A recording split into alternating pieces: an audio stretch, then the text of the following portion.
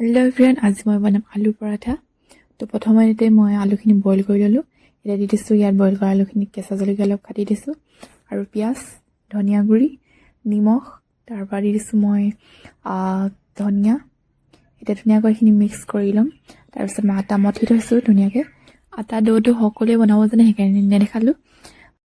এতিয়া মই ধুনীয়াকৈ লাডুটো অলপ বহল কৰি যাতে আলুখিনি ধুনীয়াকৈ সোমাই যাব পাৰে, তেনেকৈ মই এতিয়া দেখিছে নহয় ইমান ধুনীয়াকৈ অলপ ফাৰ্ষ্ট টাইম বনাইছোঁ আৰু এনেকৈ তো অলপ গোল গোল কৰি মই ইয়াত ধুনীয়াকৈ বন্ধ কৰি দিলোঁ, আলুখিনি যাতে ওলাই নাযায়।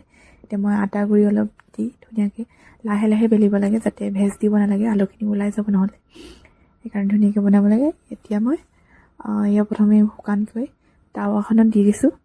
তাৰপিছত মই তেল দিম। ইয়াত আলু পৰাঠা হৈ গৈছে, ফাৰ্ষ্ট টাইম বনাইছোঁ। কেনেকুৱা লাগিলে আপোনালোকে বনাই চাব পাৰে আপোনালোকে এনেকৈ।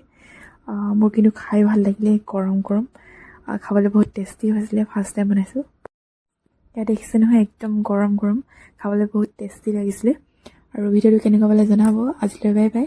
তো ভাল পালে লাইক কৰিব, শ্বেয়াৰ কৰিব আৰু কমেণ্ট কৰিব, ছাবস্ক্ৰাইব কৰিবলৈ নাপাহৰিব।